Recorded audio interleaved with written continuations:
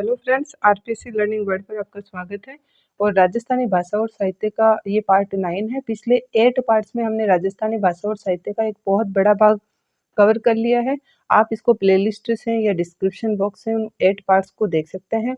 आज के इस वीडियो में पार्ट 9 में हम मध्यकाल के प्रमुख साहित्यकार देखेंगे। देखिए, मैंने राजस्थानी भाषा और साहित्य के पिछले पार्ट्स में आपको बताया कि राजस्थानी जो साहित्य है उसको 3 भागों में विभाजित किया गया है: प्राचीन काल, मध्यकाल और आधुनिक काल। प्रमुख इतिहासकार तो हमने स्टार्टिंग में देख लिए हैं। पिछले वीडियो में पार्ट 8 में हमने प्राचीन काल के प्रमुख इतिहासकार देखे थे, साहित्यकार राजस्थानी भाषा के। आज के इस वीडियो में हम मध्यकाल के प्रमुख साहित्यकार देखेंगे और नेक्स्ट वीडियो में हम आधुनिक काल के साहित्यकार देखेंगे। ठीक है, तो इस प्रकार हम 1 बाय 1 काल वाइज हम सभी साहित्यकार को देखते जा रहे हैं। ये वीडियो 2-4 मिनट लंबा जरूर हो सकता है, लेकिन इस वीडियो में मध्यकाल से संबंधित जितने भी इतिहासकार आपके कवर हो जाएंगे। स्टार्ट करते हैं। देखिए, सबसे पहले हैं तत्ववेता।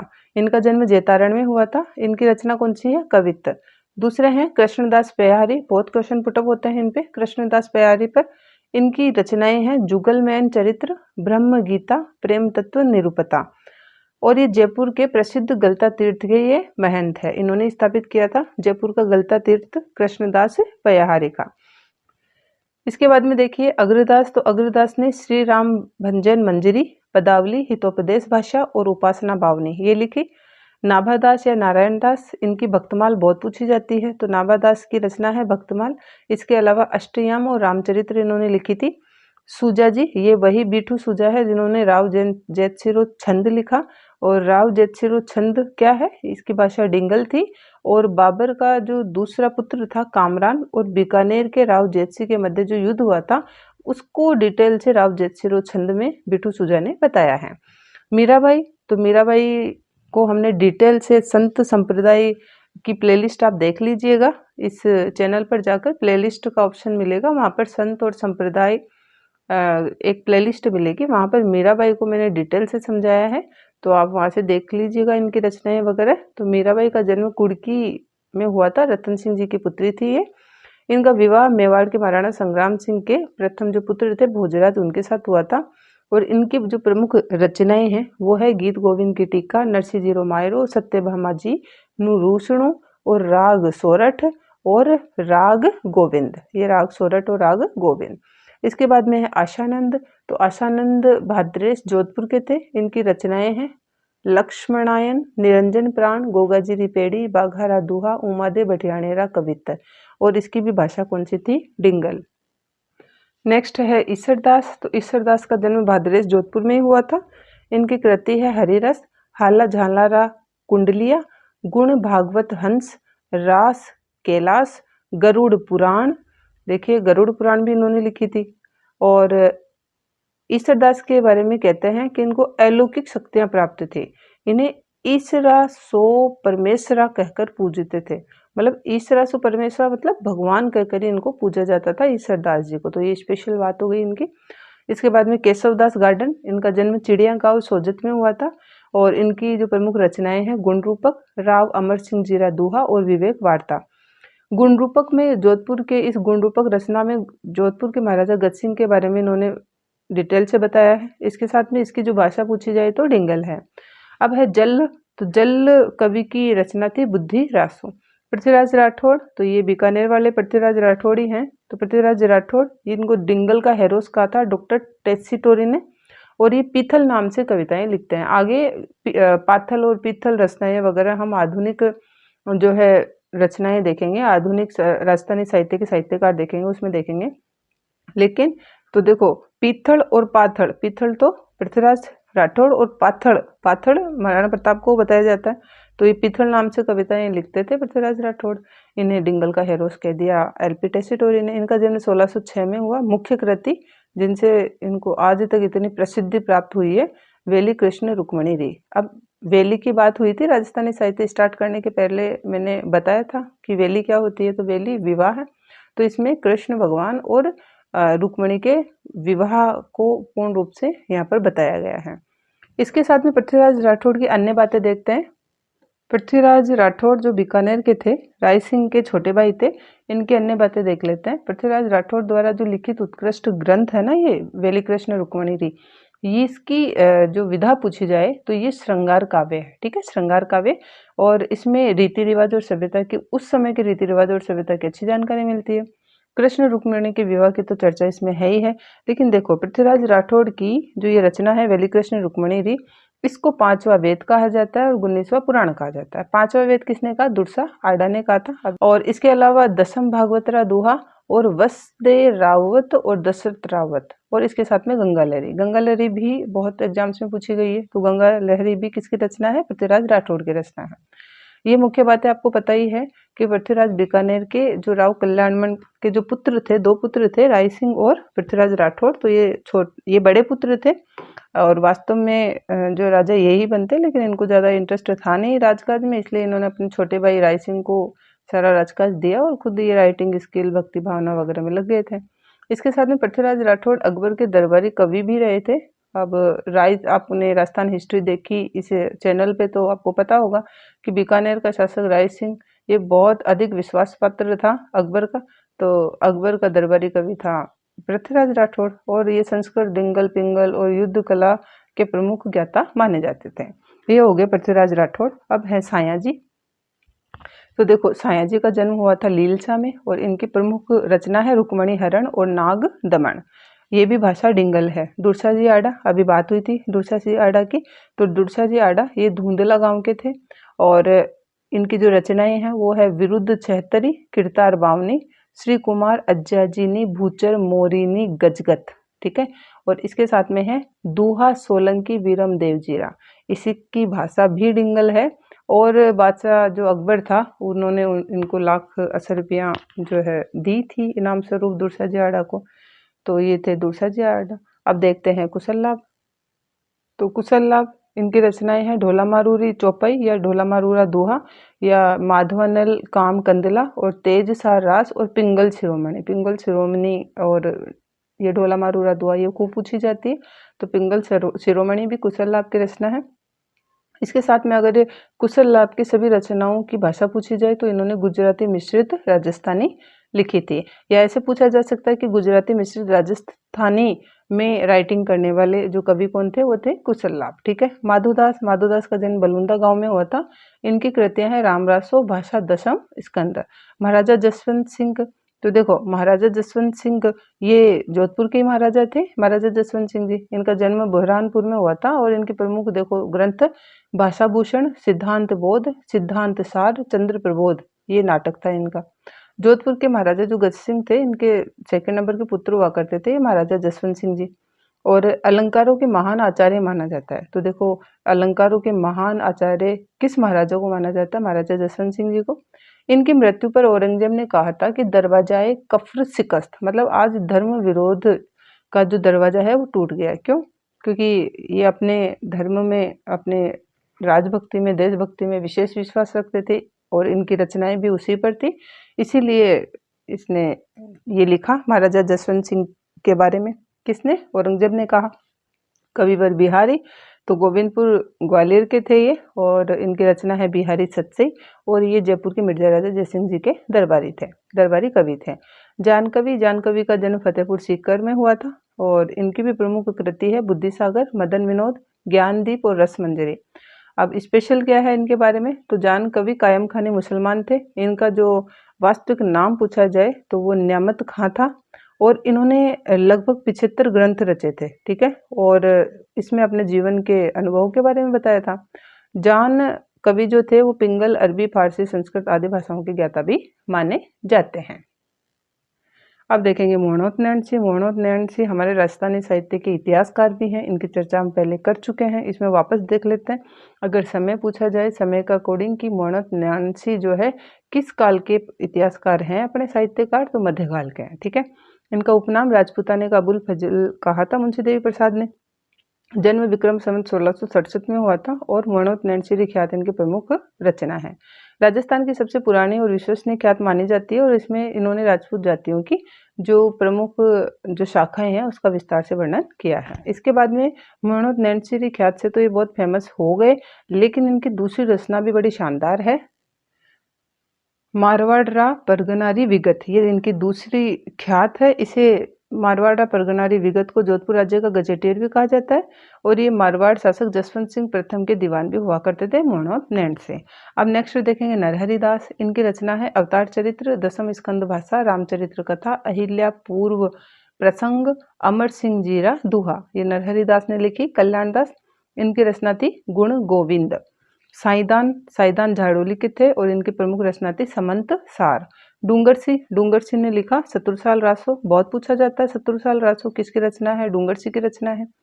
जग्गा जी, तो जग्गा जी की प्रमुख रचनाएं हैं वचनिका, राठौर, रतन सिंह जीरी, महेश दासोतरी। ठीक है, और ये थोड़ा बड़ा नाम है इसलिए इसको रतन रासो कह दिया जाता है। ठीक है, रतन सिंह जी के बारे में बताया गया तो रतन रासो कह दिया जाता है। सीधा सीधा रतन रासो किसने लिखी थी? जग्गा जी ने लिखी थी।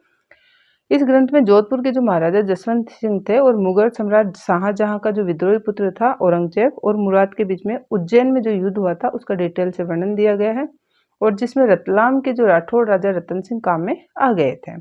किशोरदास, तो किशोरदास की प्रमुख रचना है राजप्रकाश, डिंगल भाषा में है और इसमें मेवाड़ के महाराणा राज सिंह का वृतांत है। गिरधर आसिया सगत सिंह रासो लिखी थी। पूछा भी बहुत गया है सगत सिंह रासो किसकी रचना? गिरधर आसिया। अब ये महाराणा प्रताप के छोटे भाई शक्ति सिंह का चरित्र चित्रण है इसमें, इसलिए पूछी भी जाती है आरपीसी के द्वारा। सगत सिंह रासो गिरधर आसिया की रचना है। जोगीदास हरिपिंगल प्रबंध लिखा था इन्होंने। इसमें क्या है? प्रतापगढ़ राज्य के जो महारावल हुआ करते थे हरि सिंह, उनका वंश गौरव इसके बारे में जो है इसमें बताया गया है। कुशल धीर, ये कुशल लाभ नहीं है, कुशल धीर है। इन्होंने वेली कृष्ण रुक्मणी री टीका, तो देखो वेली कृष्ण रुक्मणी री ये किसने लिखी थी? पृथ्वीराज राठौड़ ने लिखी, बीकानेर वाले। ठीक है, अब इस पर टीका लिखी है इन्होंने कुशल धीर ने, तो स्पेशल इसको याद रखिएगा। केशवदास कृत रसिक प्रिया की टीका भी इन्होंने लिख दी और लीलावती रासो भी इन्होंने लिख दी। इसके साथ में कुलपति मिश्र ने रस रहस्य, विष अमृत का झगड़ा, द्रोण पर्व और संग्राम सार ये लिखी। जयपुर के राजकवि हुआ करते थे। मानसिंह ने लिखी राजविलास और बिहारी सच्चे की टीका। अब कवि वृंद मेड़ता के हुआ करते थे और इनकी प्रमुख रचनाएं हैं वृंद सत्सई, जिसे दृष्टांत सत्सई भी कह दिया जाता है, यमक सत्सई, भाव पंचासिका, पवन पच्चीसी, भारत कथा, हितोपदेष्टा। हरिनाप की प्रमुख कृति है केसरी सिंह समर। दयाल इनकी प्रमुख कृति है राणा रासो। अब राणा रासो में ब्रह्मा से लेकर महाराजा जयसिंह तक के मेवाड़ के राजाओं की वंशावली तैयार की है इन्होंने। और बप्पा रावल को अगर एकलिंग का पुत्र कहा जाता है तो इसी राणा रासो में कहा था इन्होंने दयालदास जी ने, तो ये याद रखिएगा। देखो हिस्ट्री में हम पढ़ते हैं बप्पा रावल एकलिंग जी के पुत्र थे। ठीक है, तो ये पिता मानते थे एकलिंग जी को बप्पा रावल, और वहीं से जो है मेवाड़ का इतिहास हम देखते हैं। तो ये बात किसने कही थी? राणा रासो में दयाराम या दयाल ने की थी। अब है मुरली, तो कवि मुरली ने त्रिया विनोद और अश्वमेघ यज्ञ, तो अश्वमेघ यज्ञ रचना कवि मुरली की है। नागरीदास सावंत सिंह की भी हमने काफी बात की थी। तो नागरीदास सावंत सिंह ये किशनगढ़ वाले जो 1756 में इनका जन्म हुआ था। इनकी रचना है सिंगार सागर, ब्रजसार, ग्रीष्म बहार और वैराग्य सागर। ठीक है, ये महाराजा राय सिंह के पुत्र थे। उनका जो असली नाम था सावंत सिंह था और नागरीदास को संस्कृत, फारसी और ब्रज भाषा के प्रकार ये विद्वान हुआ करते थे। बनी ठनी में हमने उनको डिटेल से वहां पर भी देखा था। नागरीदास ने लगभग 77 छोटे छोटे ग्रंथों की रचना भी की है और इन सबका जो संग्रह है, अगर ये पूछा जाए कि नागरीदास या सावंत सिंह का जो ग्रंथ संग्रह है ना, तो उसका नाम है नागर समुच्चय। नागर समुच्चय किसका जो है कृतियों का संग्रह है, वह है नागरीदास या सावंत सिंह किशनगढ़ वाले।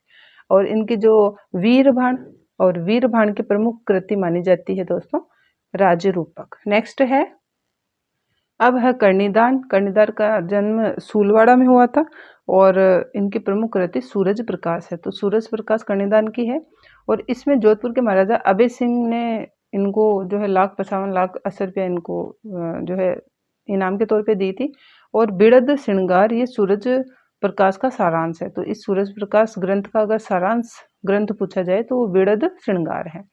हित वृंदावन दास, इनका जन्म पुष्कर में हुआ था और इन्होंने लिखी कृष्णगिरी पूजन वेली, श्री हित रूप चरित वेली, हिंडोरा, कृष्ण सुमिरन पचीसी, हित कल्पतरु, भाव विलास टीका और सेवक वाणी। ठीक है। सूदन, तो कवि सूदन को भी खूब पूछा जाता है। सूदन, सुजान चरित्र लिखी थी इन्होंने। भरतपुर के राजा जो सूरजमल जी थे, सुजान सिंह जी, उनके युद्धों का वर्णन इन्होंने किया है।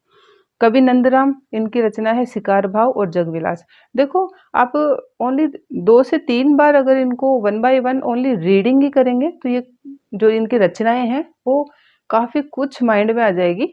तो उससे वहां पर जो क्वेश्चन आएंगे तो उसको थोड़ा सा हमारे आंसर छाटने में बड़ा इजी हो जाता है। इसलिए ये सारी की सारी रचनाएं मैंने यहाँ इस चैनल पर प्रोवाइड करवाई है। तो आप थोड़ा सा 2-4 मिनट लगाकर इनको साथ के साथ रिपीट भी कर लीजिएगा।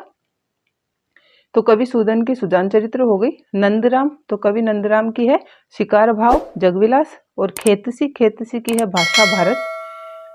दलपति राय और बंशीधर की है अलंकार रत्नाकर। देवकरण की है वाराणसी विलाप। और सुंदर कुंवरी, तो सुंदर कुंवरी किशनगढ़ के थे। नेहनिधि वृंदावन गोपी महात्म्य। संकेत युगल, रसपुंज, राम रहस्य, रंगझर, भावना प्रकाश और प्रेम संपुट, ये इनकी रचनाएं हैं। फिर थी उम्मेद राम, तो उम्मेद राम कवि की रचना, इनका जन्म हुआ हरिणता में और इनकी जो प्रमुख रचनाएं हैं वो है वाणी भूषण, राजनीति चाणक्य, मर्सिया बख्तावर जी और अवध बच्चीसी। आप कमेंट करके बताना मर्सिया, मर्सिया क्या होता है। राजस्थानी साहित्य में हमने बात भी की थी मर्सिया की, तो प्लीज आप कमेंट करके बताइए। नेक्स्ट है जोधराज, तो कवि जोधराज की रचना है हम्मीर रासो।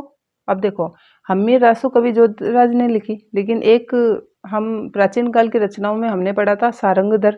सारंगधर ने भी हम्मीर रासो और हम्मीर काव्य लिखी थी फ्रेंड्स, लेकिन उनकी रचनाएं अप्राप्य हैं, हमें मिली ही नहीं है। ठीक है, कौन सी रचना हमारे पास है? जो जोधराज वाली रचना है ना हम्मीर रासो, ये हमारे पास है। ठीक है, ये चौहान जो महाराजा थे हम्मीर सिंह जी, उनकी वंशावली है इसमें। और अलाउद्दीन से जितने भी युद्ध किए वो सब हम्मीर रासो में है।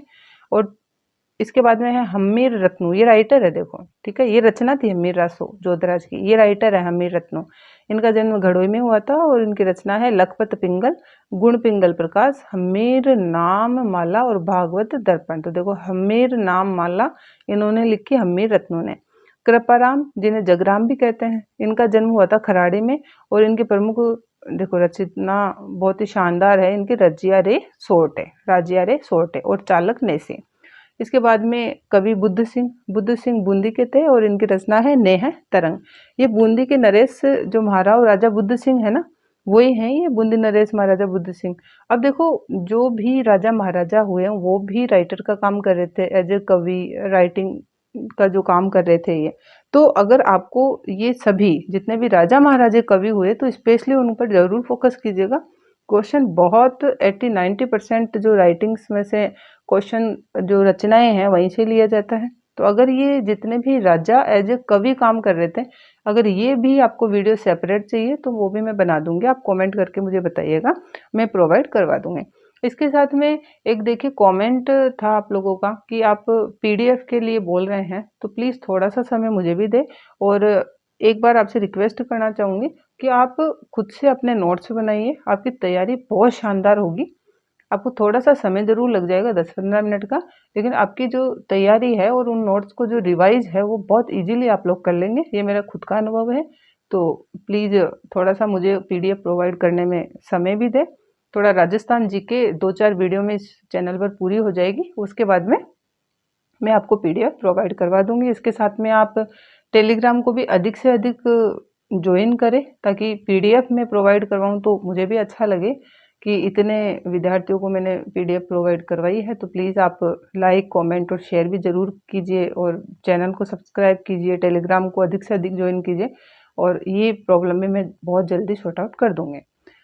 अब देखते हैं, देखिए नेक्स्ट बुद्ध सिंह। बुद्ध सिंह हो गया, ये बूंदी के नरेश ही हुआ करते थे और कर्नल जेम्स जो टोड थे इन्होंने लिखा था कि इन्हीं के कारण औरंगजेब की मृत्यु के बाद में बहादुर शाह और आजम में हुआ जो उत्तराधिकार युद्ध था उसमें बहादुर शाह की विजय जो थी वो बूंदी नरेश बुद्ध सिंह की वजह से हुई थी। सोमनाथ, सोमनाथ की रचना है रस पीयूष निधि, सुजान विलास, माधव विनोद, रस विलास, ध्रुव विनोद, राम कलाधर, पंचाध्यायी। पंचाध्यायी बहुत पूछी जाती है, सोमनाथ की रचना है। और कृष्ण लीलावती। अब है प्रताप सिंह। प्रताप सिंह का जन्म जयपुर में हुआ था। रचना ब्रजनीति ग्रंथावली। प्रताप वीर हजारा, प्रताप सिंह हजारा। ठीक है, जयपुर के जो महाराजा प्रताप सिंह जी थे वो ब्रजनिधि नाम से रचनाएं करते थे। ठीक है, तो ये भी महाराजा कवि हैं प्रताप सिंह जी, ब्रजनिधि नाम से कविताएं। तो देखो ये क्वेश्चन पुटअप हुआ है फ्रेंड्स, तो इसको अच्छे से देख लीजिएगा आप।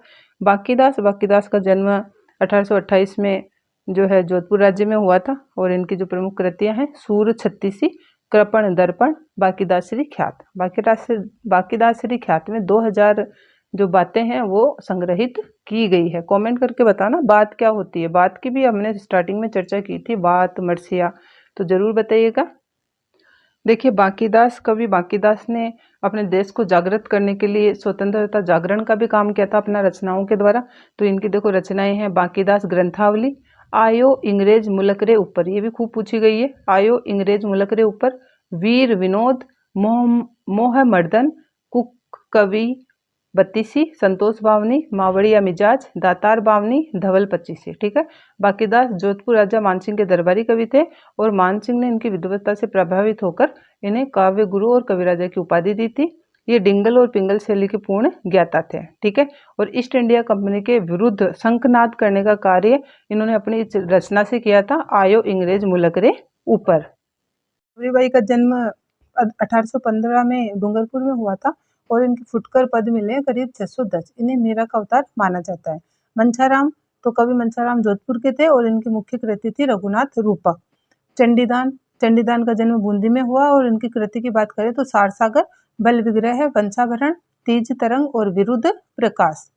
महाराजा मानसिंह, इनका जन्म जोधपुर में हुआ। इनकी कृति है नाथ चरित्र, विद्वजन मनोरंजनी, जलंधर चरित्र, मान विचार, नाथ पुराण, और इन्होंने जोधपुर में पुस्तक प्रकाश नामक पुस्तकालय की स्थापना की थी। तो पुस्तक प्रकाश भी पूछा गया है, पुस्तक प्रकाश नामक पुस्तकालय की स्थापना किसने की थी जोधपुर में? महाराजा मानसिंह ने। महाराणा जवान सिंह, ये ब्रजराज नाम से कविताएं करते थे, ये ब्रजराज। तो महाराणा जवान सिंह ये ब्रजराज पदावली इनकी मुख्य कृति थी। रामदान लालस, इनकी मुख्य कृति थी भीम प्रकाश। किशनजी आड़ा रघुवर जस प्रकाश और भीम विलास लिखते हैं। इन्होंने कर्नल जेम्स टोड के साथ जो मेवाड़ का भ्रमण करके अपने राजस्थान के ऐतिहासिक सामग्री को कलेक्शन करने में मदद की थी। और कर्नल जेम्स टोड की वीडियो में हमने देखा था कि ये कर्नल जेम्स टोड सारे राजस्थान में घूम घूम कर जो है यहाँ पर हमारे राजस्थान का इतिहास इन्होंने लिखा था। अपनी यात्राओं की जिक्र भी उसमें की है उन्होंने, तो इसमें इनकी हेल्प की थी किशनजी आड़ा ने। नेक्स्ट है कुंभकर्ण सांधु, इन्होंने लिखी रतन रासो। महाराजा अजीत सिंह जोधपुर के थे, इन्होंने लिखी गुणसागर, भाव विरही।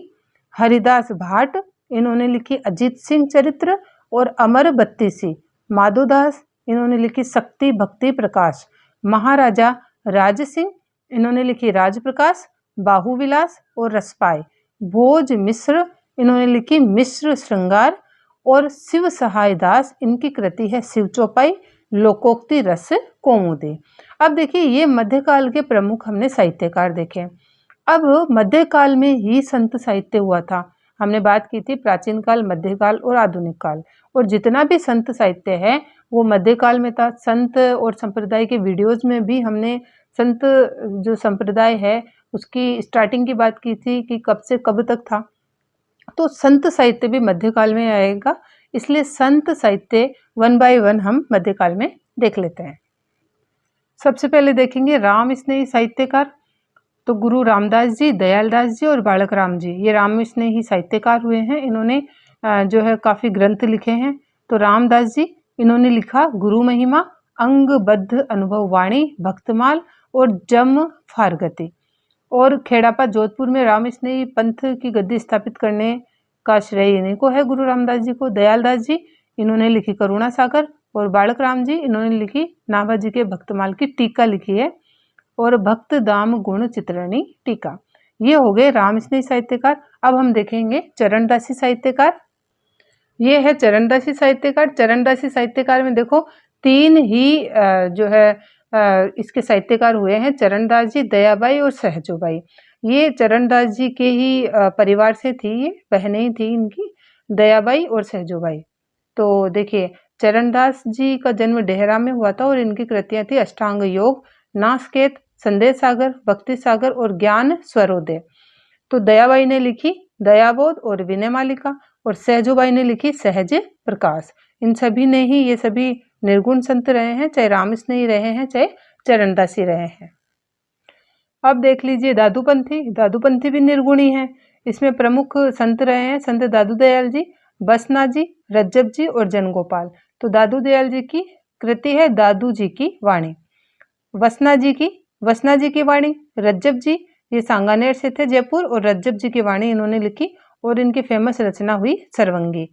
जन गोपाल ये सीकरी के थे, दादू जन्म लीला पर्ची लिखी इन्होंने, जखड़ी काया प्राण संवाद लिखा इन्होंने और ध्रुव चरित्र लिखा। माधोदास जी इन्होंने लिखी संत गुण सागर सिद्धांत। भीखचंद जी ने लिखी भीख बावनी। बालिंद जी ने लिखी आरिलो गुण कठियारा नामा, राज कीर्तन और गुण निकासे। गरीबदास जी ने लिखी अनभय प्रबोध, अध्यात्म प्रबोध, और सुंदरदास जी ने लिखी ज्ञान समुद्र, सर्वांग योग, सुख समाधि, सदगुरु महिमा, सुंदर विलास। ठीक है, तो ये यहाँ तक हमने संत साहित्य भी देख लिया और मध्यकाल के पूरे इतिहासकार भी देख लिए, साहित्यकार भी देख लिए। नेक्स्ट वीडियो में हम आधुनिक काल के प्रमुख साहित्यकार देखेंगे। वीडियो कैसा लगा प्लीज कमेंट करके जरूर बताना, और आरपीएससी लर्निंग वर्ल्ड को सब्सक्राइब और लाइक जरूर कीजिएगा। Thank you so much friends.